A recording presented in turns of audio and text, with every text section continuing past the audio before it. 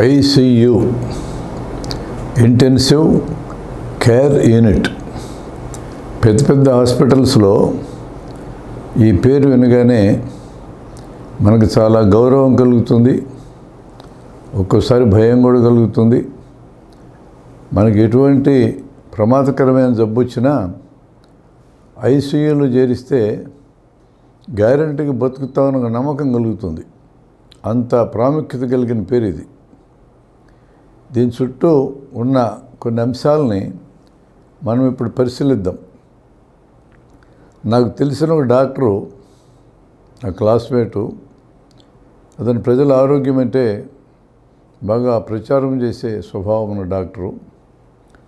ఆయనకి మెదడులో క్యాన్సర్ జబ్బు మొదలైంది. గ్లయోబ్లాస్టోమా మల్టీఫార్మే అనే జబ్బు అది.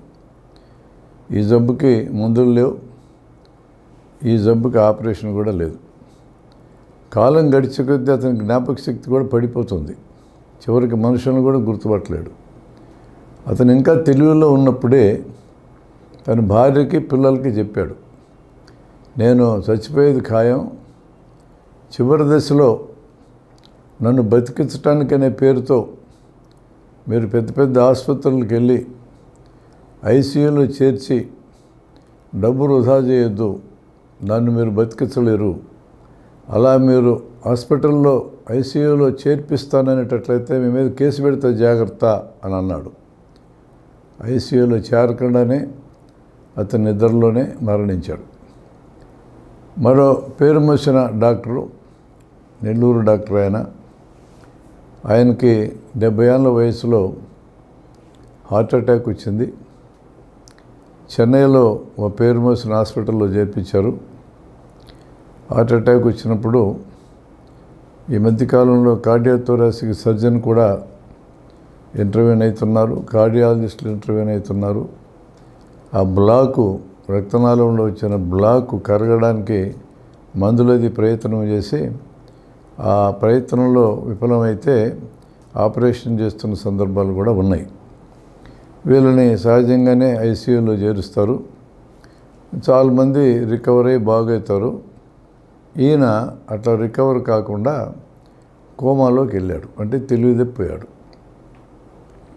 ఈయన బతికున్నప్పుడు ఈయన కూడా ఆరోగ్య రంగంలో బాగా పనిచేసిన వ్యక్తే.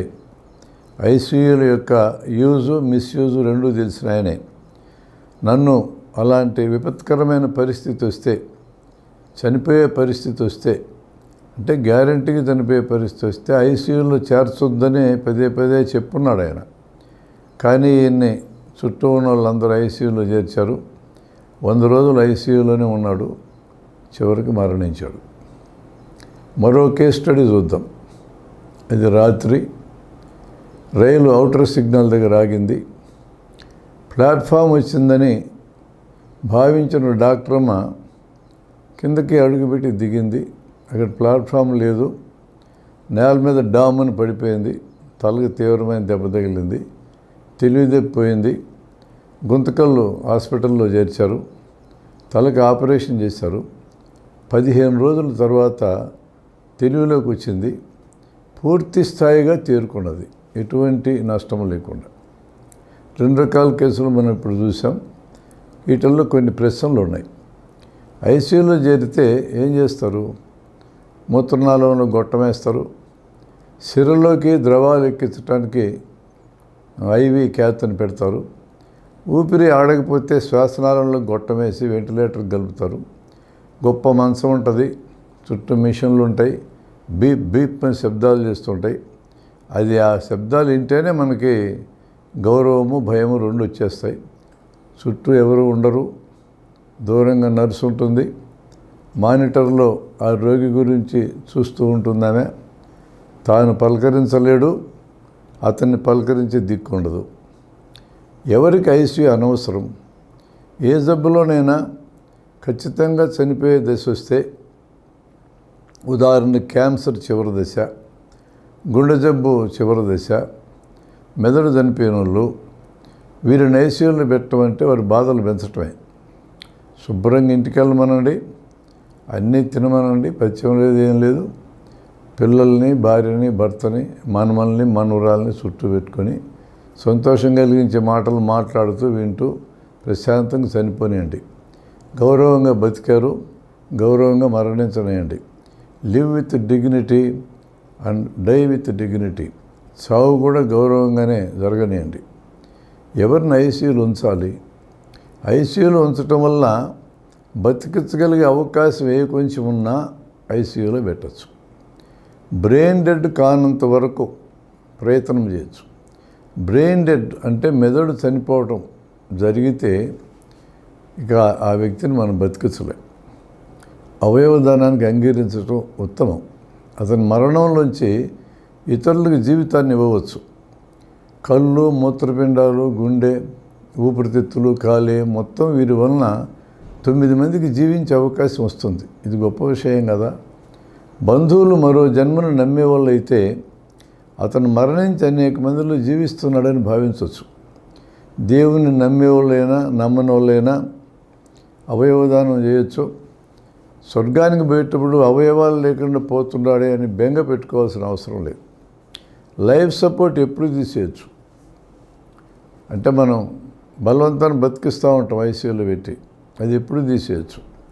ఐసీయూలో పెడితే బతుకుతారనే ఆశతో మనం చేర్పించుంటాం, కానీ రోగి కోలుకోవటం లేదు. చుట్టుపక్కల జనం ఏమంటారో ఏమనుకుంటారో అని ఐసీయూలో చేర్పించుంటారు, కానీ మెరుగుపడలేదు. మెదడు చనిపోయిందని డాక్టర్లు చెప్పాక ఇక ఇప్పుడు బంధువులు నిర్ణయం తీసుకోవాలి. లైఫ్ సపోర్ట్ తీసేస్తే అరగంట లోపల మరణించవచ్చు. ఇప్పుడు లైఫ్ సపోర్ట్ తీసేయమని బంధువులు అడగవచ్చు. కానీ ఒక చిన్న సమస్య ఏంటంటే మన దేశంలో ఉన్న చట్టాలు ఏమైనా బతికించమనే చెప్తూ ఉంటాయి. బతికించటం లేదా బతకటం అనే దానికి ఉండే డెఫినేషను, ఎప్పుడు మరణం జరిగింది అని ప్రకటించాలి అనే దానికి ఉన్న డెఫినేషన్, నిర్వచనం మారింది. బ్రెయిన్ డెడ్ అయితే, మెదడు చనిపోతే మనిషి చనిపోయినట్లు లెక్క. అది ఇప్పుడు డెఫినేషన్. గుండె ఊపిరి ఆగిపోతేనే చనిపోయినట్టు అనేది ఒకప్పుడు డెఫినేషన్. గుండె ఊపిరి ఆగిపోతే మిషన్ల ద్వారా చాలా కాలం గుండె ఊపిరిని మెయింటైన్ చేయొచ్చు. మెదడు ఒకసారి చనిపోతే తిరిగి బతికే అవకాశం లేదు. అయితే ఇక్కడ ఒక లీగల్ సమస్య ఏంటంటే మెదడు చనిపోయిందని ఎవరు డిక్లేర్ చేయాలా? ఈ డిక్లేర్ చేసే దాంట్లో ఏమన్నా ఫౌల్ ప్లే ఉంటే ఎలా? ఈ సమస్యకి సరైన సమాధానం మనం ఇంకా కనుక్కోలేదు. కాబట్టి మెర్సీ కిల్లింగ్ అనే కార్యక్రమాన్ని, అంటే నేను ఇంక బతకను అనే మనిషి తేల్చుకున్నాక నన్ను చంపేయండి, ఈ బాధ నాకు ఉంచొద్దు అని అడిగే హక్కుని, దాన్ని ఆనర్ చేయటం, దాన్ని మనం గుర్తించటం, గౌరవించటం ఎప్పుడు చేస్తాము అంటే ఆ భయం ఉంది. దీన్ని మిస్యూజ్ చేసి అతను పర్మిషన్ ఇచ్చాడని చెప్పి ఆరోగ్యంగా ఉన్న వాళ్ళు కూడా లేపేస్తారేమని చెప్పి భయం ఉంది. ఈ సమస్యకు ఒక న్యాయబద్ధమైన జవాబు దొరికేదాకా ఈ సమస్య ఇప్పుడే పరిష్కారం నోచుకోదని చెప్పి నేను అనుకుంటున్నా. ఏమైనా ఖచ్చితంగా చనిపోతారు అనే పరిస్థితి ఉండి ఐసీయూలో చేరిన రోగిని బలవంతాన బతికించడం అంటే అతని బాధలు పెంచడమే అనేది మాత్రం నిస్సందేహంగా చూడవలసిన అంశమే.